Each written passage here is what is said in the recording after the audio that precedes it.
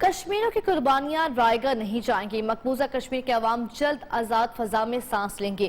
وزیر اعظم آزاد کشمیر سردار عبدالقیوم نیازی کا بھارتی یوم سیاہ پر پیغام کہا، مقبوضہ کشمیر کے عوام انسانی تاریخ کے بدترین مظالم کا سامنا کر رہے ہیں۔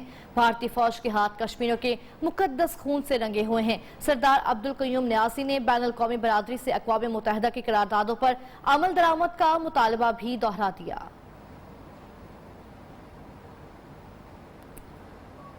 بھارت کا یوم آزادی یوم سیاہ میں تبدیل، دنیا بھر کے کشمیریوں نے بھارت مخالف ریلیاں، سیاہ پرچم اور بینرز اٹھا لیے، بھارت کے خلاف شدید نعرے بازی کر رہے ہیں۔ مظاہرین کا کہنا ہے کہ بھارت کی جانب سے 5 اگست کے جابرانہ اقدام کی شدید مذمت کرتے ہیں۔ اقوام عالم اس جابرانہ اقدام کا نوٹس لے۔ بھارت کے یوم آزادی کو کشمیری دنیا بھر میں یوم سیاہ کے طور پر منا رہے ہیں۔ لائن آف کنٹرول کے دونوں اطراف کشمیریوں کی ریلیاں، احتجاج، بھارت کے خلاف شدید نعرے بازی جاری۔ ہم لے کے رہیں گے ظلم و ستم۔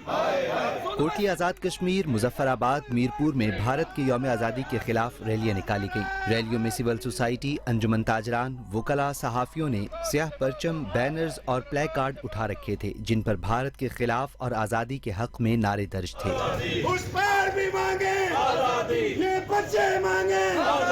مظاہرین نے بھارتی حکومت اور بھارتی وزیر اعظم نریندر مودی کے خلاف شدید نعرے بازی کی اور اقوام عالم سے مطالبہ کیا کہ بھارت کے 5 اگست کے مکروہ اقدام کے بعد کشمیری اکثریت کو اقلیت میں بدلنے کی بزدلانہ کارروائیوں کو روکا جائے۔ مظفر آباد میں بھارت کی یوم آزادی کو لائن آف کنٹرول کے دونوں اطراف میں مقیم کشمیری یوم سیاہ کے طور پر منا رہے ہیں۔ مظفر آباد کے برہان وانی چوک میں جموں کشمیر لبریشن سیل اور پاسبان حریت جموں کشمیر کے زیر اہتمام بڑی احتجاجی ریلی نکالی گئی، جس میں سیاسی اور سماجی شخصیات، مہاجرین، جموں اور کشمیر سمیت شہریوں کی بڑی تعداد نے شرکت کی۔ مظاہرین نے اس حوالے سے پلے کارڈز اور بینرز بھی اٹھا رکھے تھے۔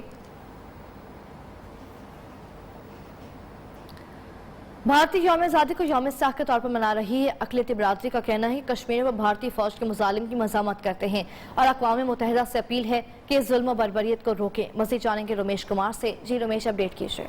جی، آج بھارت میں جشن آزادی کا منایا جانے والا تہوار، تو دوسری جانب پاکستان میں ہندو کمیونٹی کی جانب سے 15 اگست کے روز یوم سیاہ کے طور پر منایا جا رہا ہے، جبکہ سبی میں ہندو کمیونٹی 15 اگست کا تہوار یوم سیاہ کے طور پہ منا رہے ہیں، جبکہ اس وقت ہمارے ساتھ ہندو کمیونٹی کے کچھ لوگ موجود ہیں۔ آئیے ان سے جانتے ہیں۔ جی بالکل، آج 15 اگست سے انڈیا اپنا یوم آزادی منا رہا ہے، لیکن ہم پاکستان میں جو اقلیتی برادری رہتے ہیں، ہم آج یوم سیاہ کے طور پر منا رہے ہیں کیونکہ انڈیا میں رہنے والے مسلمان بھائی اور نہتے کشمیریوں پر جو مظالم ڈھا رہا ہے وہ دنیا ساری جانتی ہے۔ ہم اقوام متحدہ سے مطالبہ کرتے ہیں کہ کشمیر میں بسنے والے ہمارے بھائی پر جو انڈیا مظالم ڈھا رہی ہے وہ اس کا ایکشن لے، فوری ایکشن لے۔ کشمیر میں بھارتی حکومت اور فورسز کی جانب سے جو مظالم ڈھائے جا رہے ہیں اس کی بھی شدید الفاظ میں مذمت کرتے ہیں اور اقوام متحدہ سے بھی اپیل کرتے ہیں کہ خدا را اس کے اوپر نوٹس لے، اور اس کے ساتھ ساتھ جو گزشتہ روز 14 اگست کا تہوار بھی ہم نے جو کہ جوش و خروش کے ساتھ منایا تھا۔ ذرا نم ہو تو یہ مٹی بڑی زرخیز ہے ساکی۔ ضلع غزر کے علاقے شیر کلا سے تعلق رکھنے والے امیر محمد نے اپنی مدد آپ کے تحت بجلی گھر بنایا۔ انہوں نے یہ کارنامہ کیسے سر انجام دیا، بتا رہے ہیں عابد حسین اپنے اس رپورٹ میں۔ گلگت بلتستان کے ضلع غیزر میں ٹیلنٹ کی کوئی کمی نہیں۔ شیر قلعہ کے امیر محمد نے لوڈ شیڈنگ اور بجلی کی آنکھ مچولی سے تنگ عوام کی پریشانی دور کرنے کی ٹھان لی۔ اپنی مدد آپ کے تحت 10 کلو واٹ کا پن بجلی گھر تیار کر لیا۔ اس منی بجلی گھر کو تیار کرنے میں ان کا 2 لاکھ تک خرچہ آیا۔ امیر محمد کہتے ہیں اگر حکومت تعاون کرے تو مزید اپ گریڈ کر کے پورے گاؤں کو بجلی فراہم کر سکتا ہوں۔ یہ بجلی کے لوڈ شیڈنگ سے تنگ آ کر ذہن میں ایک سوچ آ گئی تو کیوں نہیں اپنے لیے ایک بجلی بناؤں۔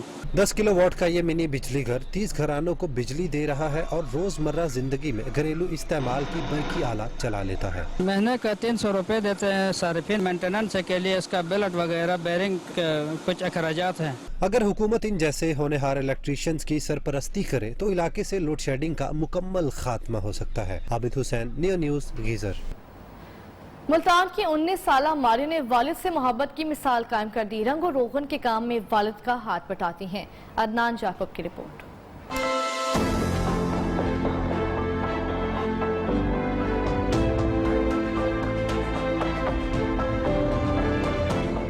बेटियां वालदैन की लाडली और प्यारी होती हैं, लेकिन मुल्तान की बाहिम्मत मारिया कम उम्र में ही अपने वालिद का सहारा बन गई। 19 साल की उम्र में बेटों की तरह दिन भर अपने वालिद के साथ रंगो रोगन और सफेदियां करके अपने घर का बोझ उठा रही है। मैं अपने पापा का बाजू बनी हुई हूँ। मेरे पापा को फख्र है इस बात पे कि मैं उनकी बेटी नहीं बल्कि बेटा हूँ। उन्होंने कभी मुझे बेटी समझा ही नहीं है। माशाअल्लाह, शुक्र अल्हम्दुलिल्लाह। मारिया की हिम्मत और हौसले ने उसके वालिद का सर फख्र से बुलंद कर दिया। मारिया ने कभी अपने वालिदैन को बेटे की कमी महसूस नहीं होने दी। मेरी बेटी जो एक बेटों की तरह काम कर रही है, मेरे साथ मिलकर काम करती है और मुझे बहुत हेल्प मिलती है और माशाल्लाह लड़कों से ज़्यादा मेहनती है, लड़कों से ज़्यादा काम करती है। अपने वालिदैन की बीमारी में उनका कुव्वते बाजू बनने वाली बहादुर मारिया ने मुआशरे की दूसरी खवातीन के लिए भी अज़्म व हिम्मत की एक मिसाल कायम कर दी है। मुल्तान की बाहिम्मत मारिया की अपने वालिद के साथ लाजवाल मोहब्बत ने ये साबित कर दिया कि बेटियां भी किसी से कम नहीं होती। कैमरामैन फयाज वागा के साथ अदनान याकूब, न्यो न्यूज़, मुल्तान। मज़ीद खबरें होंगी इस ब्रेक के बाद, आप रहिए हमारे साथ। ट्रैफिक और हाईवे पुलिस का असल काम ट्रैफिक की रवानी को बरकरार रखना और रोड यूजर से कवानीन पर अमल दरामद यकीनी बनाना है। इसके बरअक्स ट्रैफिक पुलिस एहलकार जुर्माने करते तो दिखाई देते हैं, लेकिन शाहराहों पर बेहंगम ट्रैफिक को मुनज़्ज़म करने के लिए कुछ नहीं किया जाता, जिससे हादसात और इनमें अमवात की शरह आए रोज बढ़ रही है। देखिए फैसलाबाद से वकास शिराज की खुसूसी रिपोर्ट।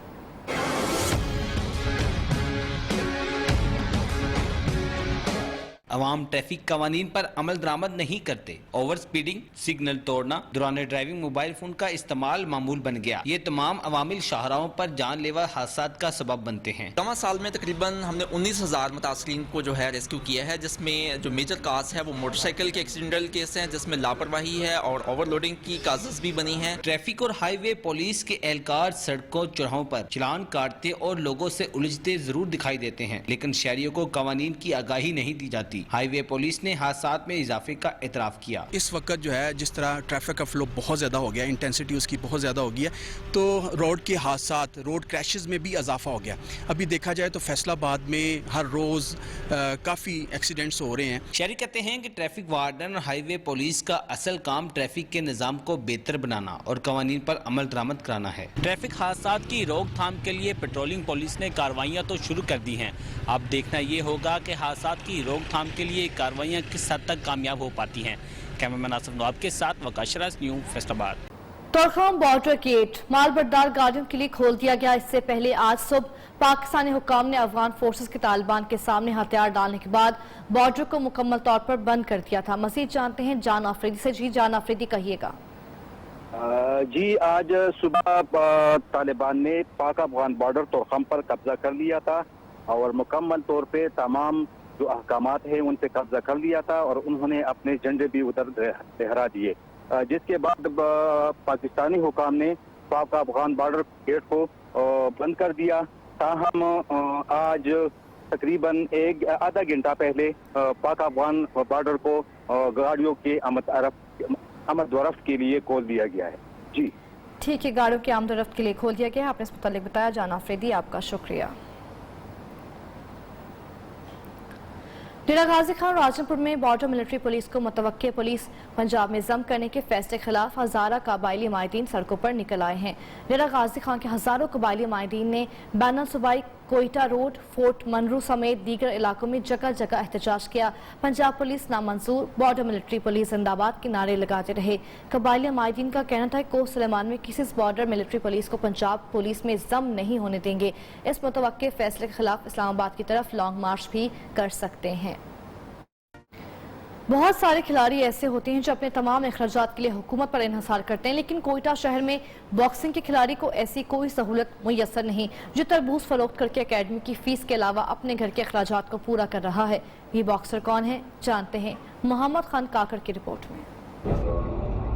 तरबूज फरोख्त करने वाला ये नौजवान कोई आम फर्द नहीं बल्कि बलूचिस्तान में बॉक्सिंग के कौमी खिलाड़ी शेरबाज मरी हैं। 24 साला बॉक्सर कोई आम बॉक्सर भी नहीं बल्कि गोल्ड मेडलिस्ट हैं।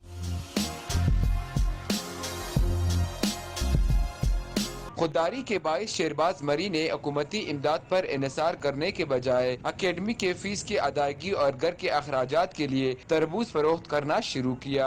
کہتے ہیں سارا دن یہاں موجودگی کے باعث پریکٹس اور آرام کے لیے مناسب وقت نہیں ملتا۔ ہمارے ٹیلنٹ جو ہے اس طرح 2-3 جگہوں میں بکھرا ہوا ہے، گھر کی طرف پریشانیاں ہیں اور جو ہے معاشی تنگ دستی ہے، غریبی ہے، تو ابھی میں پورے دن جو ہے یہاں پہ تربوز بیچتا ہوں۔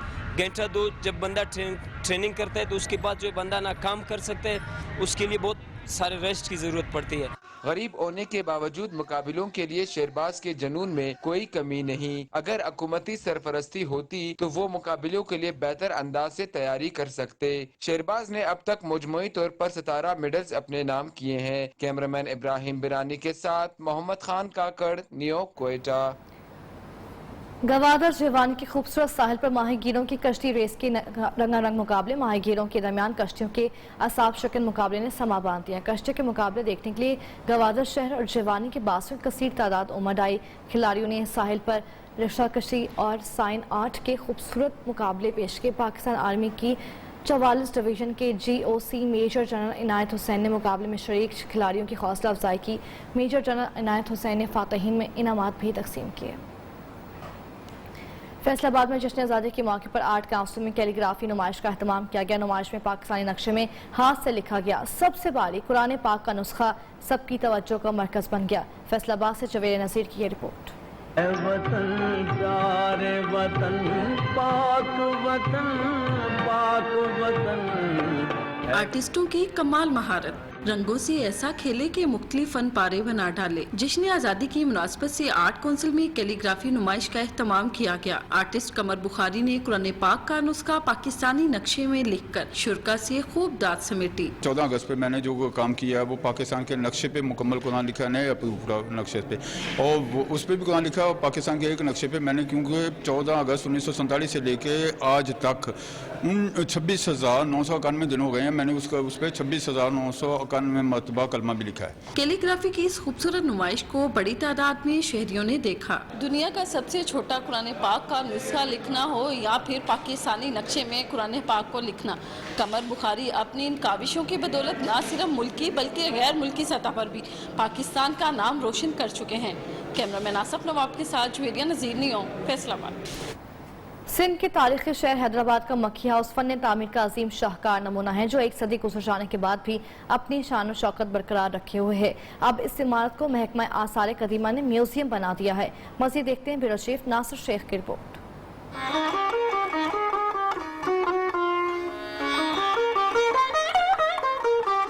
سندھ کا تاریخی شہر حیدرآباد کا مکھی ہاؤس جو کہ فن تعمیر کا عظیم شاہکار نمونہ ہے، 1 صدی گزر جانے کے بعد بھی اپنی شان و شوکت برقرار رکھے ہوئے ہے۔ شہر کے وسط میں مکھی ہاؤس کی اس عمارت کو 1920 میں سیٹھ جیٹھا نند مکھی نے محل کی طرز پر تعمیر کرایا تھا۔ 833 مربع گز رقبے پر قائم اس خوبصورت عمارت میں بنے دروازوں اور کھڑکیوں کے علاوہ فرنیچر میں انتہائی اعلیٰ قسم کی لکڑی استعمال کی گئی۔ آج ہم نے اس کا افتتاح کیا ہے، اوپن اس کو کیا ہے۔ مزید اس میں جو چیزیں ہیں، نوادرات ہیں، وہ اس میں لائے جائیں گے اور پبلک کے لیے اس کو باقاعدہ اوپن کیا جائے گا۔ اور ہم چاہیں گے کہ ہمارے جو اسکولوں کے بچے ہیں اور جو نوجوان نسل ہے وہ یہاں پہ آئے، دیکھے کہ ہمارے ماضی کا ورثہ جو ہے وہ کتنا امیر تھا۔ اس عمارت کو آثار قدیمہ نے میوزیم بنا دیا ہے۔ اس میں قدیم دور میں استعمال ہونے والا اسلحہ، ساز و سامان اس دور کی عظمت کی نشانی ہے۔ اس میں لگی تصاویر بھی قدیم حیدرآباد کی عکاس ہیں۔